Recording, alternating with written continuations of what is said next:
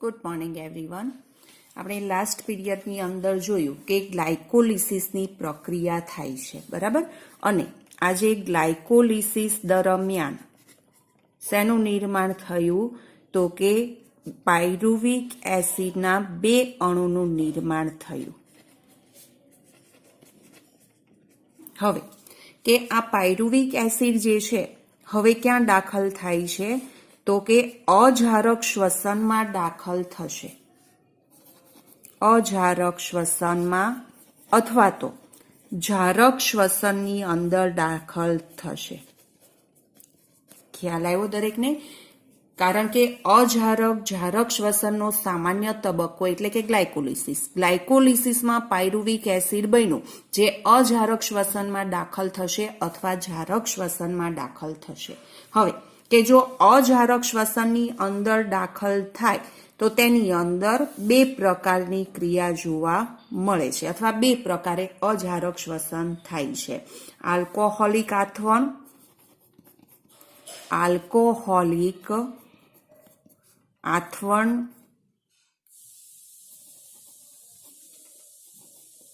અથવા તો lactic acid આથવણ.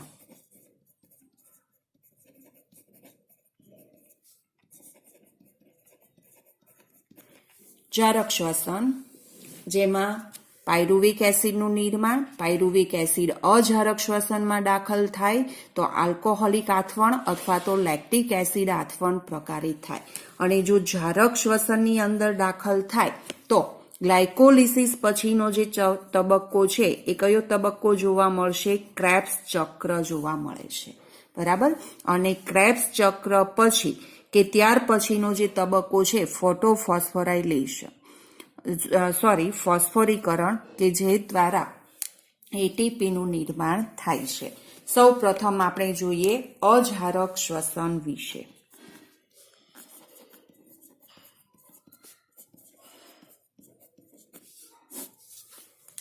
અજારક શ્વસન જેને આથવણ તરીકે પણ ઓળખવામાં આવે છે. બીજા કયા નામથી ઓળખાય છે? તેને આથવણ તરીકે પણ ઓળખાય છે. હવે અજારક શ્વસન એટલે શું? તો કે અજારક શ્વસન એટલે કે કોષરસના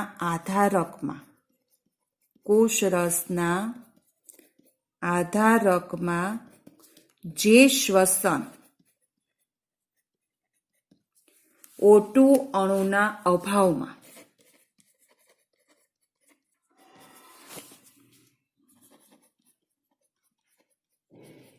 ગ્લુકોઝનું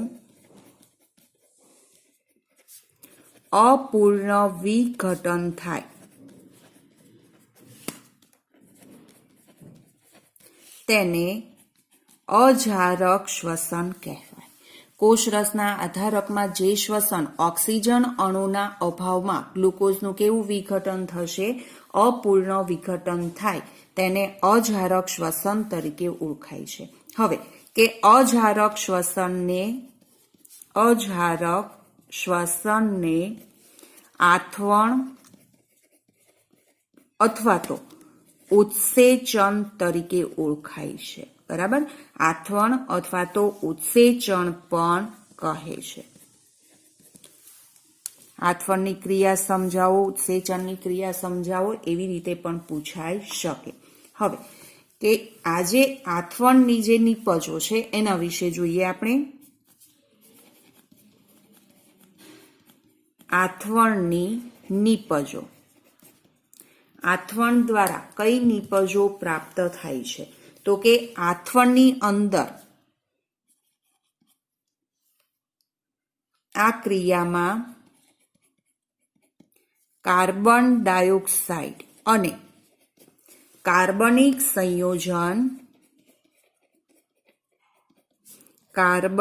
સંયોજન ઇથાઇલ આલ્કોહોલ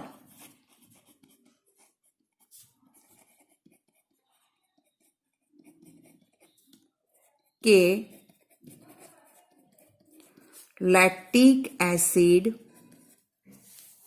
ઇથાઇલ આલ્કોહોલ કે લેક્ટિક એસિડ બને છે, બરાબર છે. હવે અને ઓછી શક્તિ મુક્ત થાય છે. કયા પ્રકારનું અહીંયા શ્વસન? અજારક શ્વસન છે, એટલે કે ઓછી શક્તિ મુક્ત થાય છે.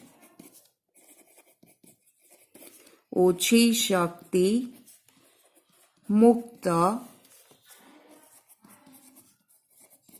થાય છે. બરાબર છે. હવે કે અજારક શ્વસન દરમિયાન પાણીનો અણુ બનતો નથી. અજારક શ્વસન દરમિયાન પાણીનો અણુ બનતો નથી. બરાબર, પાણીનો અણુ મુક્ત થતો નથી. હવે કે આથવણના પ્રકાર વિશે આપણે જોઈએ તો કે આથવણ જે છે બે પ્રકારે થાય છે. આલ્કોહોલિક આથવણ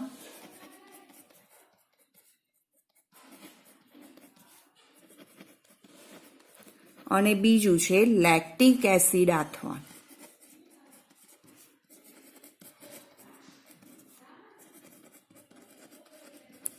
બંને આથવણ વિશે આપણે જોવાનું છે.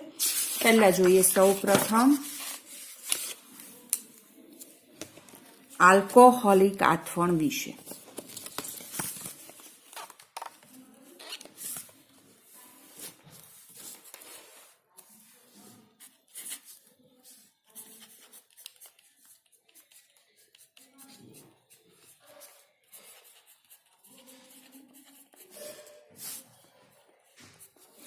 આલ્કોહોલિક આથવણની ક્રિયા.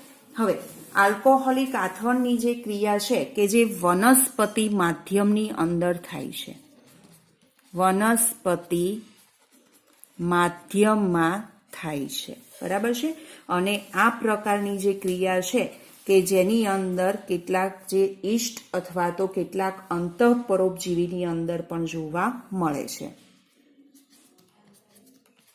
ઈસ્ટ અને કેટલાક અંતઃપરોપજીવીમાં પણ આ પ્રકારની ક્રિયા જોવા મળતી હોય છે. હવે કે આ પ્રકારની જે ક્રિયા છે કે જેની અંદર કયા પ્રકારે આથવણ થાય છે, તો સૌ પ્રથમ આપણે જોઈ ગયા ગ્લુકોઝનો જે અણુ છે કે જે ગ્લાયકોલિસિસ દરમિયાન કઈ પ્રક્રિયા? ગ્લાયકોલિસિસ. અને ગ્લાયકોલિસિસ દરમિયાન શું પ્રાપ્ત થયું હતું? 2NADH2, 2 ATP અને પાણીના 2 અણુ મુક્ત થયા હતા. કે એ દરમિયાન પાયરુવિક એસિડના 2 અણુ પ્રાપ્ત થયા હતા. Pyruvic acid. બરાબર છે. હવે કે આજે પાયરુવિક એસિડ જે છે કે જેનું ડીકાર્બોક્સિલેશન થાય છે, 2CO2 દૂર થાય છે. બરાબર, જે ડીકાર્બોક્સિલેશન તરીકે ઓળખાય છે. ડીકાર્બોક્સિલેશનની પ્રક્રિયા થાય. બરાબર છે. અને પાયરુવેટ ડીકાર્બોક્સાઇલેઝ ઉત્સેચકની હાજરીમાં થાય છે. પાયરુવેટ ડીકાર્બોક્સાઇલેઝ પ્લસ કે ટીપીપી જે ઉત્સેચક છે એની હાજરીની અંદર આખી ક્રિયા જે છે થાય છે. બરાબર, જેને થાઇમીન પાયરોફોસ્ફેટ તરીકે ઓળખાય છે. Thiamine pyrophosphate pyruvate ડીકાર્બોક્સિલેશન. હવે જોઈએ આગળ. પાયરુવિક એસિડનું ડીકાર્બોક્સિલેશન થઈ શેનું નિર્માણ થાય છે? CH3CHO નું નિર્માણ થાય છે. બરાબર છે. એટલે કે અહીંયા CH3CHO એસિટાલ્ડીહાઇડ બને છે. એસિટાલ્ડીહાઇડનું નિર્માણ થયું. હવે એસિટાલ્ડીહાઇડ જે છે કે જેનું ફરી પાછી પ્રક્રિયા થશે, રિડક્શનની ક્રિયા થાય છે. અને જે દરમિયાન શેની પ્રાપ્તિ થાય છે?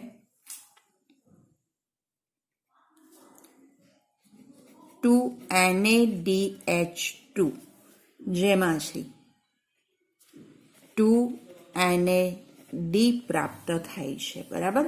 એટલે અહીંયા જે પ્રક્રિયા છે એ પ્રક્રિયા રિડક્શનની ક્રિયા થાય છે અને આલ્કોહોલ ડિહાઇડ્રોજિનેઝ ઉત્સેચકની હાજરીમાં થાય છે. આલ્કોહોલ ડિહાઇડ્રોજિનેઝ, અહીંયા કઈ પ્રક્રિયા થઈ? ડિહાઇડ્રોજિનેઝ પ્રકાર, હાઇડ્રોજન દૂર થાય છે અને જેના અંતે 2C2H5OH નું નિર્માણ થાય. 2C2H5OH એટલે કે અહીંયા ઇથાઇલ આલ્કોહોલ બને છે. આ કયા પ્રકારનું આથવણ હતું? આલ્કોહોલિક આથવણ હતું, બરાબર છે. હવે જોઈએ આગળ બીજું જે આથવણ છે, કયા પ્રકારનું આથવણ છે? લેક્ટિક એસિડ આથવણ. લેક્ટિક એસિડ આથવણની ક્રિયા. લેક્ટિક એસિડ આથવણની જે ક્રિયા છે એ ક્યાં જોવા મળે છે? તો કે આ પ્રકારનું જે આથવણ છે એ પ્રાણી માધ્યમમાં જોવા મળે છે. એટલે કે પ્રાણીઓના સ્નાયુમાં. પ્રાણીઓના સ્નાયુમાં જોવા મળે છે. એ ઉપરાંત કેટલાક બેક્ટેરિયા જે છે એમાં પણ જોવા મળે છે. કેટલાક બેક્ટેરિયામાં પણ જોવા મળતી ક્રિયા છે. દાખલા તરીકે જોઈએ લેક્ટોબેસિલસ બેક્ટેરિયા, દહીંના જે બેક્ટેરિયા છે, બરાબર, દૂધની જમાવટ જે દહીંમાં થાય છે, લેક્ટોબેસિલસ બેક્ટેરિયા, કે જેમાં લેક્ટિક એસિડ પ્રકારે આથવણની ક્રિયા થતી હોય છે. હવે લેક્ટિક એસિડ આથવણ દરમિયાન શરૂઆત ક્યાંથી થશે? ગ્લાયકોલિસિસથી જ થશે.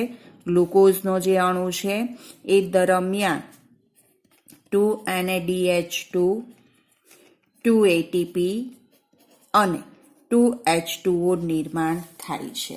બંનેમાં સેમ તબક્કો આવશે. ગ્લાયકોલિસિસ સામાન્ય તબક્કો છે, જેનાથી શેનું નિર્માણ થાય છે? 2 પાયરુવિક એસિડના અણુનું નિર્માણ. Pyruvic acid. હવે પાયરુવિક એસિડ જે છે કે જેનું રિડક્શનની પ્રક્રિયા થાય છે અને રિડક્શન થતા 2NADH2 જેમાંથી 2NAD પ્રાપ્ત થશે. 2NAD કઈ પ્રક્રિયા થઈ? અહીંયા રિડક્શનની ક્રિયા થઈ, બરાબર છે. લેક્ટિક ઉત્સેચક જો જોવા જઈએ તો કે લેક્ટિક ડિહાઇડ્રોજિનેઝ ઉત્સેચકની હાજરીમાં રિડક્શનની ક્રિયા થઈ અને જેના અંતે શું પ્રાપ્ત થાય છે? Lactic acid 2CH3HCOHCOOH. લેક્ટિક એસિડનું નિર્માણ થયું. એટલે જો અજારક શ્વસન પૂછાય તો તેની અંદર તમારે બંને શ્વસન વિશે લખવાનું. આ હતું આલ્કોહોલિક શ્વસન અથવા આથવણ. આલ્કોહોલિક આથવણ દરમિયાન ઇથાઇલ આલ્કોહોલ મળે છે નિપજ દરમિયાન, અને લેક્ટિક એસિડ આથવણ દરમિયાન નિપજ તરીકે લેક્ટિક એસિડ પ્રાપ્ત થાય છે.